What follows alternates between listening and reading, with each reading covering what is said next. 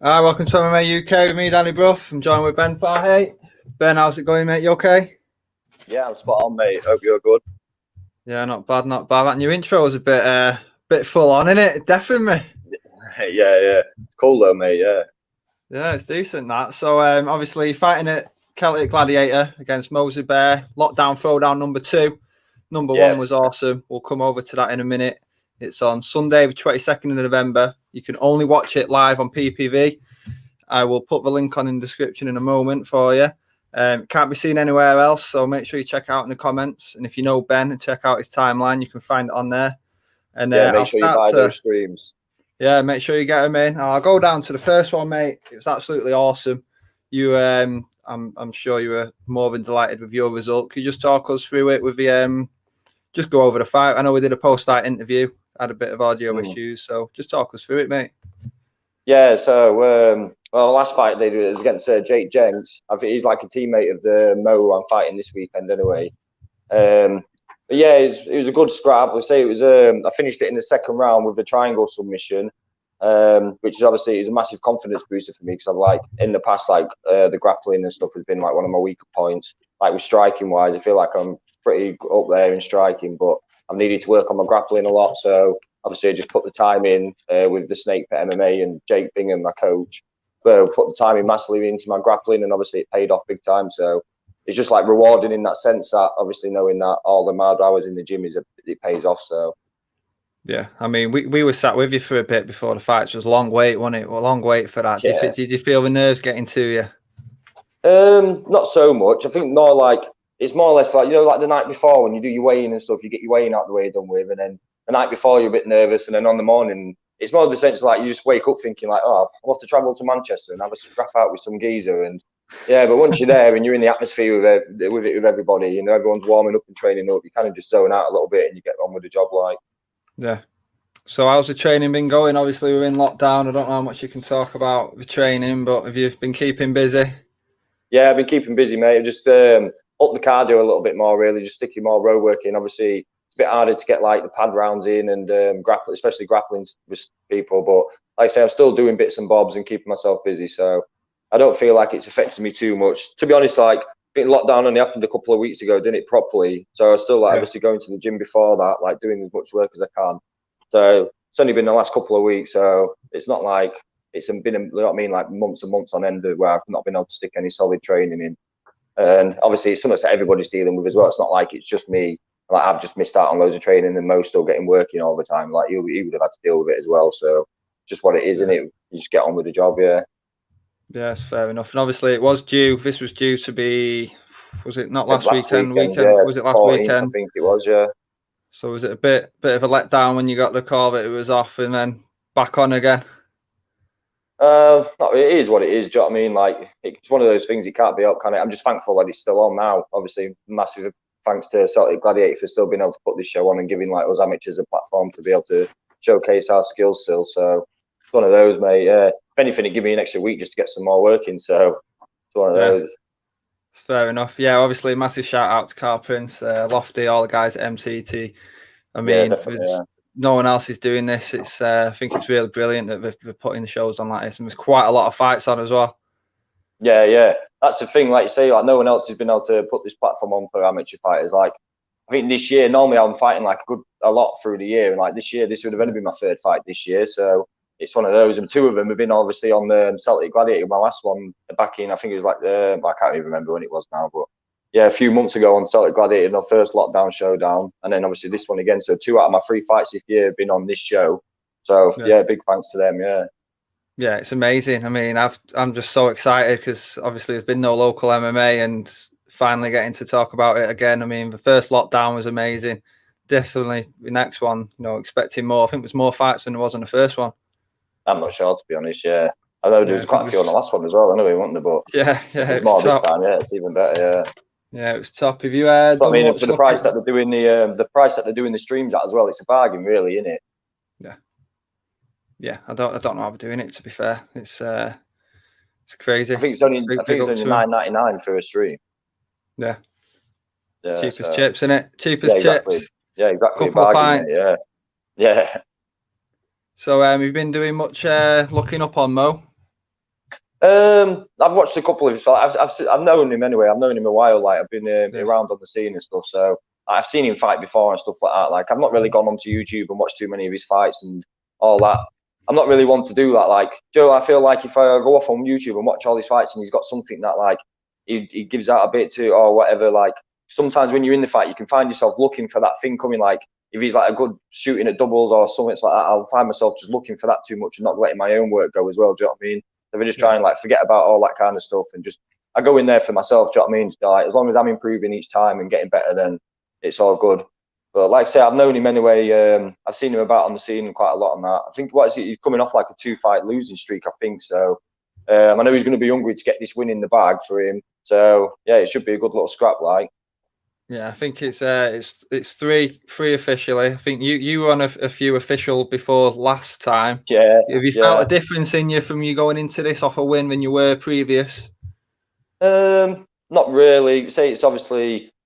It's more like since I've like started training with like the Snake Pit MMA in Scunthorpe with Jake Bingham and all the lads there. Like I train at like a full MMA gym now. Like in before I was just kind of like go little kickboxing gyms and like going to a few different clubs and stuff like that. And but now I'm settled in with a proper team around me. And like I say, it's dedicated to MMA. It's not just a kickboxing gym or just a boxing gym or whatever like that. Like in the past, obviously I grew up doing all striking. Like I started kickboxing when I was like 12 years old and like all my junior career, and that was all just kickboxing and K1, and then got into a bit of Thai boxing when I got older. So I was just kind of like a striking based guy, and then I just jumped into MMA, just thinking like, oh, I'll breeze through it a little bit with my striking, but yeah, it didn't really work out like that. Obviously, striking don't mean shit when you're on your back, does it? So it's one of those. I had to come away and reevaluate things, like learn a bit of the grappling and get some basic fundamentals behind me with some grappling and some wrestling and stuff, and then obviously, yeah, thanks to the Snake Pit MMA and Jake Bingham, obviously head coach there, like they put a lot of work into me,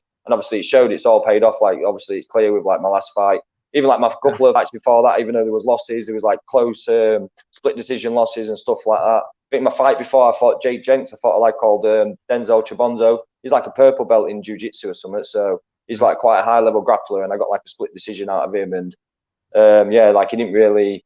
He didn't tap me or anything. I don't feel like he threatened me with any submissions or anything like that. Like my ground game was pretty solid in that fight as well. Like I say, even though it was a loss, it was still. I took a lot away from that fight, and I knew that I'd still showed massive improvements. And then obviously, I fought Jake Jenks in the last Celtic Gladiator show, and then my grappling and wrestling work shined through on that massively. So yeah, I know that I'm improving big time with it all. You must have been buzzing with the submission. Was it something you've been working on quite a bit, or something you even expected to be doing whilst you were in there?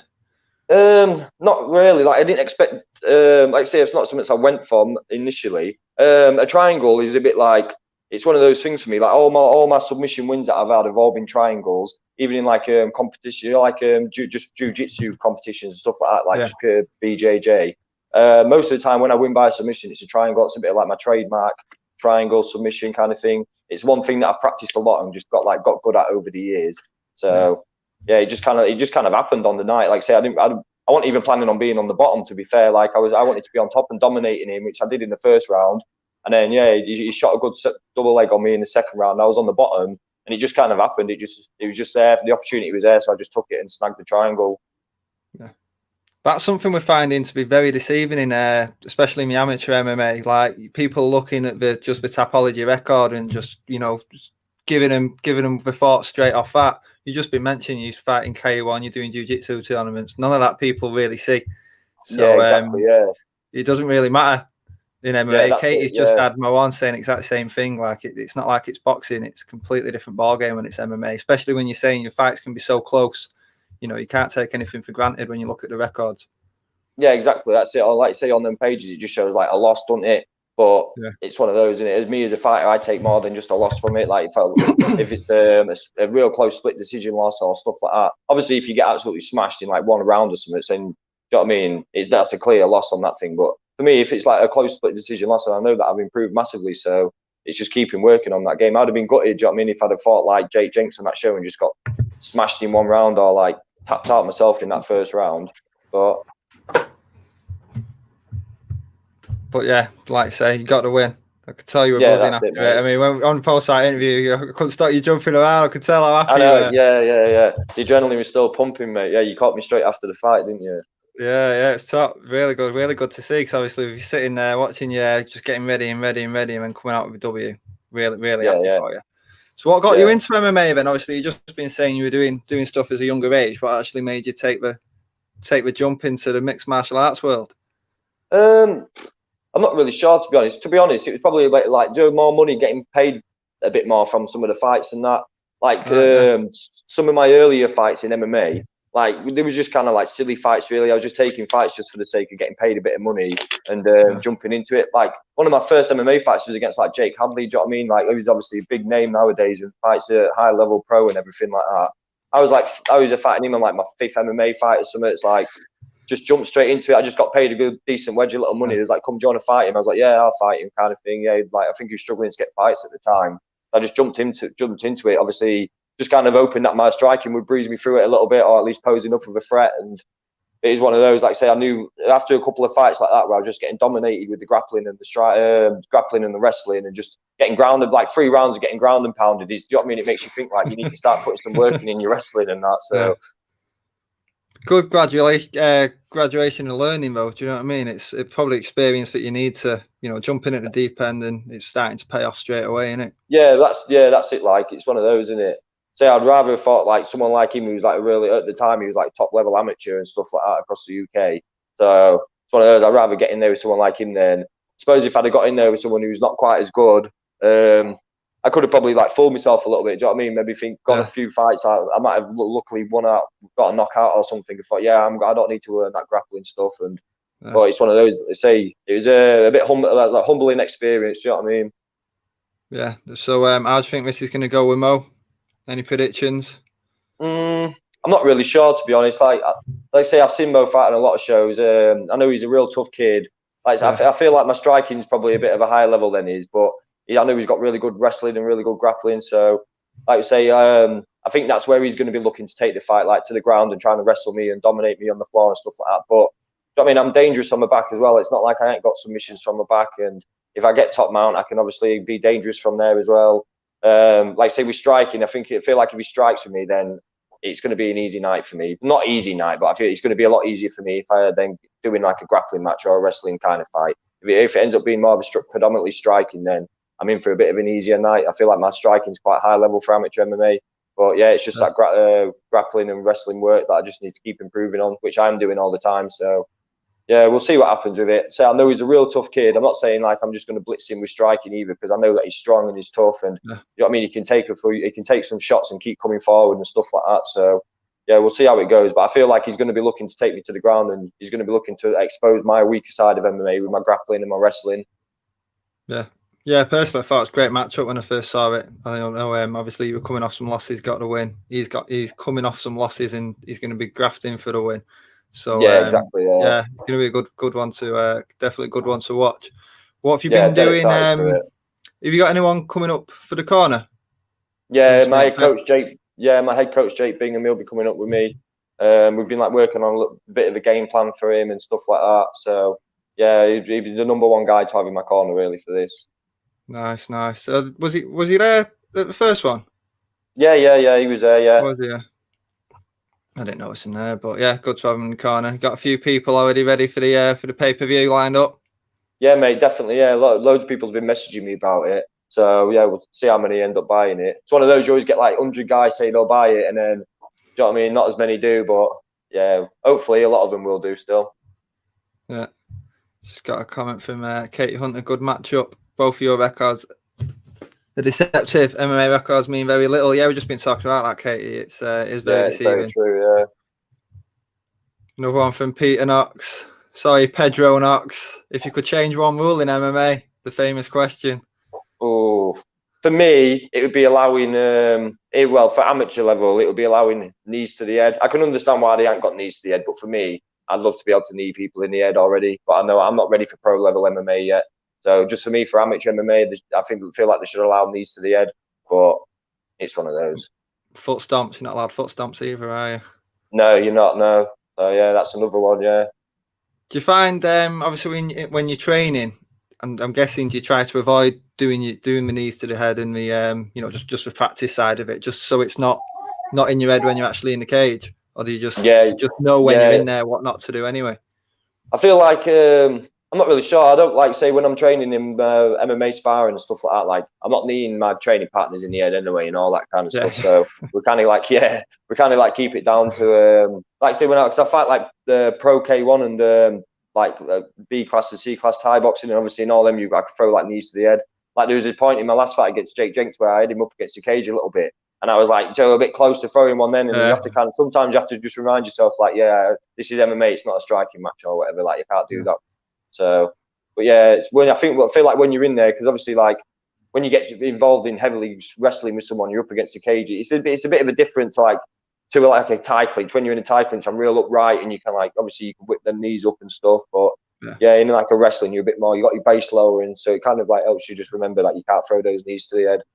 Yeah. Speaking of pro, is there any kind of timeline that you're thinking of doing it? Have you got any wishful thinking of when it's going to happen, or are you just seeing how it goes? No, not really, mate. I feel like it'll probably be a while off yet. So I know that my grappling still needs a lot of work before I can turn pro or anything like that. So yeah, we'll just see. I'll get a few more wins under my belt under amateur MMA first, and then obviously it's something in the future that I do definitely want to go into, but it is what it is, mate. Do you know what I mean? I'm not rushing things and I'm not trying to jump the gun or anything like that. So sounds like you got your head screwed on that side. Obviously, there's people out there, first amateur fight, that's it, straight into the pro level. Yeah, I know a few of them, mate. Yeah, it is what it is. Do you know what I mean? I suppose like some guys, you've got to be confident in your abilities, aren't you? Like I am confident in my abilities, but I'm not an idiot either. I know that I've got a lot of work to do before I get there.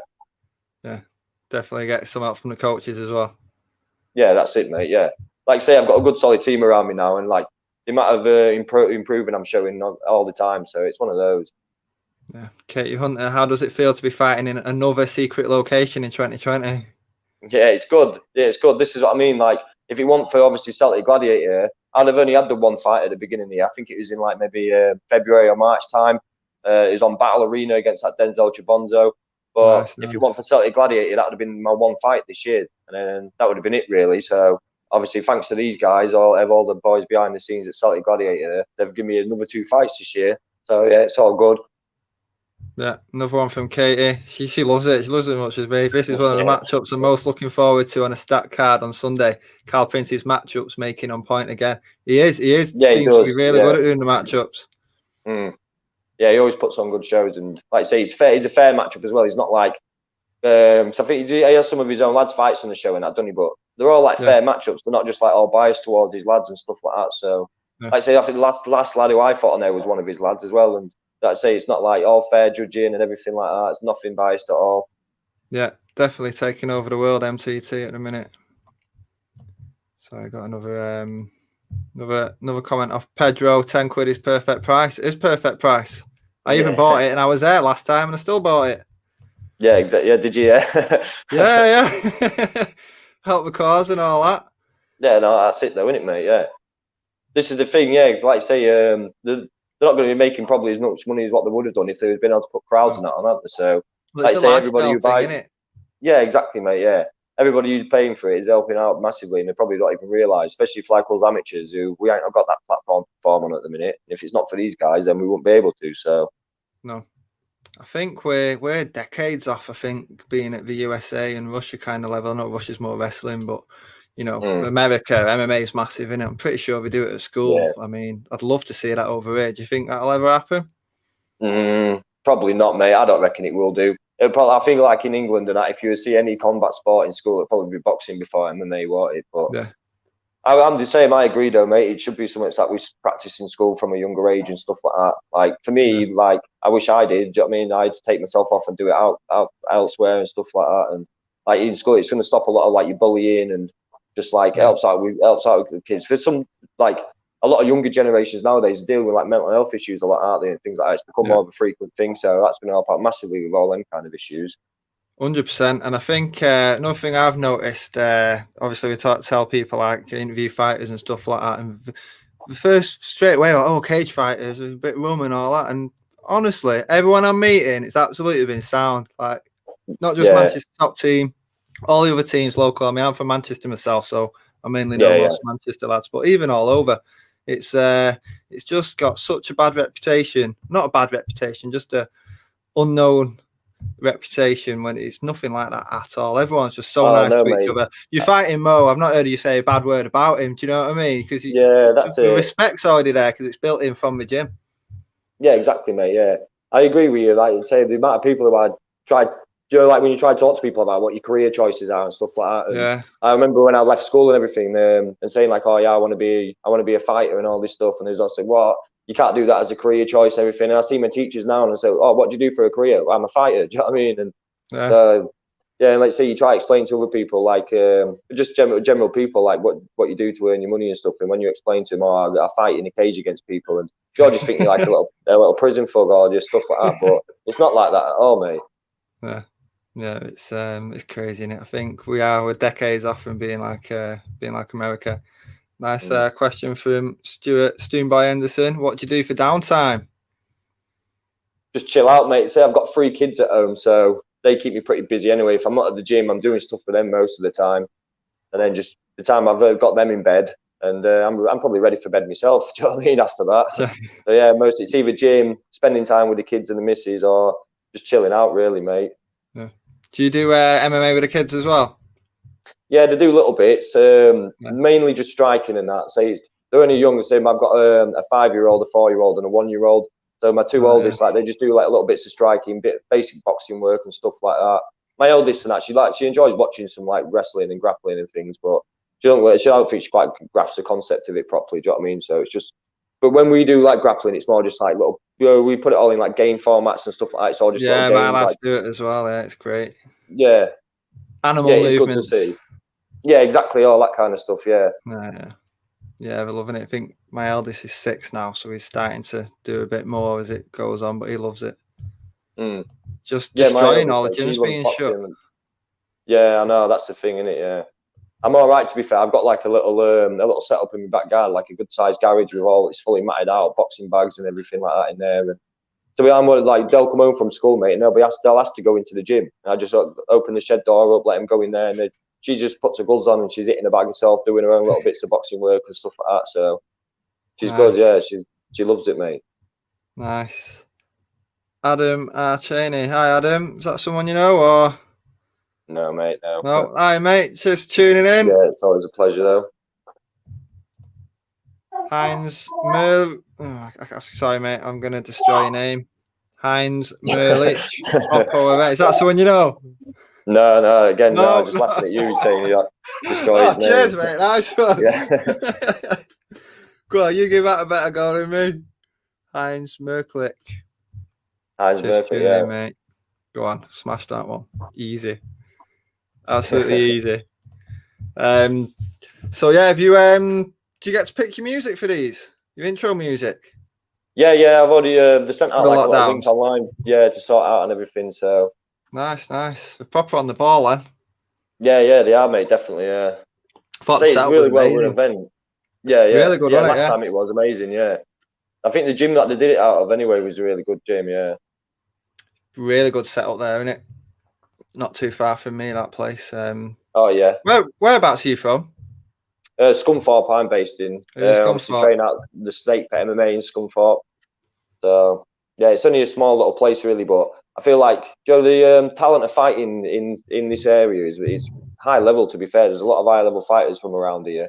Like my training partners, there's a lot of other amateur MMA fighters in my gym who I get to train with as well. So I've got plenty of like good level sparring partners, and obviously my head coach Jake Bingham, he's to me, he's like top level grappler. His knowledge in like BJJ is amazing. I train with a guy called Rafael as well. He's like a really good pedigree wrestling. He fights like internationally. He flies over to Poland to fight all the time and stuff. But like I say, we're just a small little place, but big fish in a small pond, mate. And we're one of those. We'll be coming for the bigger pond soon as well. Yeah. Do you see yourself doing any of the cage warrior amateurs and things like that? Is that one of your goals or something that you kind of think about on the side? It's not something I necessarily think about. Like, say, if the opportunity comes, then I'll take it. Obviously, like, I mean, you don't turn opportunities like that down. But for those, I'm just going to keep grinding away and just keep building myself up. Like, say, when I started out doing MMA, obviously, I put myself on a bit of a back burner because I was just taking silly fights just for the sake of getting a good bit of money in at once and stuff like that, and just jumping in there with literally like top 10 guys and just that kind of stuff. But so I've got got a lot of losses on my record because of that kind of mindset I had at the time. But like I say, I've switched on a lot more now. I've got a good solid team around me, and I'm like actually working on all the things that I need to improve. So yeah, like I say, whatever opportunities present themselves, obviously I'm going to take and jump to them. But I'm not rushing things or shooting the gun, or it'll all come in due time. Yeah. Did it take you much thought about accepting Mo? I'm not sure how it works with it. Was it just a case of Carl send you a message, here's a fight, here's a matchup, and you just say yes or no? Is that how it works? Or Yeah. I think it was actually like Joe Andrew Lofthouse, I think he's called, isn't he? right, yeah, I'll have to, Yeah. It was him who actually messaged me about this one. Just give me the name and said, "Oh, do you want to fight against Mo?" I was 100% straight away. I was like, "Yeah, we'll do it." Yeah, like I say, I've known Mo. I've seen him Mo about on the scene for a while anyway. So it's one of those. He used to fight at flyweight. I used to fight at flyweight. Now we both fight at bantamweight. So it's going to happen eventually, isn't it? Like when you see guys around all the time and you're in this kind of like fighting on the same shows a lot and stuff like that. Yeah, you just know it. I think I seen Jamie Kelly. Did you fought Jamie Kelly early on? Yeah, in I fought career? Jamie Kelly. Yeah, I can't remember when that was. Actually, I was on one of K Steele's promotions a while ago. Right, yeah. When he fought on amateur. I think he fights pro now, doesn't he? Yeah, he's a brilliant fighter. Him, yeah. Yeah, he's pro now. Yeah, when I fought him, what was that? I took a split decision loss against him. Right, But he was actually one of those. Like it was actually a really good fight we had. It was a 3-round fight. But like back then, like say, like I've always felt like my strike has been quite high level, and everybody who's fought against me because they've done the research into me, they've seen like I've done a lot of Thai boxing and K1 growing up. So they literally come out, shoot straight away, first round, shoot for double legs, take me down, and just, do you know what I mean? Like expose my weakness straight away. Where with him, we actually did like a good bit of striking in that fight as well. Like he wanted to test his striking against me, so it was one of those. It was a good fight, that one. Yeah, he's always every fight I've seen him in, it's always a scrap. Yeah. I think he's loving going pro because he can use them lethal elbows. Yeah, that's it, mate. Yeah, that's the thing. Yeah, I can't wait for that kind of stuff. But just obviously, just need to keep improving on that grappling game. Yeah. Well, it's been a pleasure having you on, mate. Like I say, Lockdown Throwdown #2 pay-per-view. You can only get it on pay-per-view. All the best, and hopefully we'll speak to you after it. Is there any shout-outs you want to say before I let you go? Yeah, mate. Yeah. Obviously, first of all, thank you for having me on, Danny. It's been a pleasure. Just give a shout out to all my sponsorships who have been helping me out through my training. All the work they do behind the scenes of me is massive help. I appreciate it as always. I'm Munchy Pal Food Shack, Roll-O-Matic Garage Doors, The Dying to Achieve Clothing, Becky Moore Sports Massage, LSP Surface Contracting, BPS Hydrographics. All them guys there. Helped me out massively. Obviously, all the boys at Snake Pit MMA who's been helping me out with my training and sparring. Obviously, head coach Jake Bingham, he's put a lot of work into me, and obviously, it's all starting to pay off. So, everybody there, I appreciate all the work from all of you. It's just keep going up from here, guys. Nice, mate. Very nice. It's good to see all them people helping as well, because obviously it means a lot having them sponsors. So, yeah, good definitely luck makes a massive difference. Look, I don't think I'm going to be there on Sunday, unfortunately, but all the best, and I'll be watching it on pay-per-view anyway. Spot on, mate. Thank you very much. Cheers, mate. Appreciate it, Danny. Cheers for joining us. And you, mate. See you later, buddy.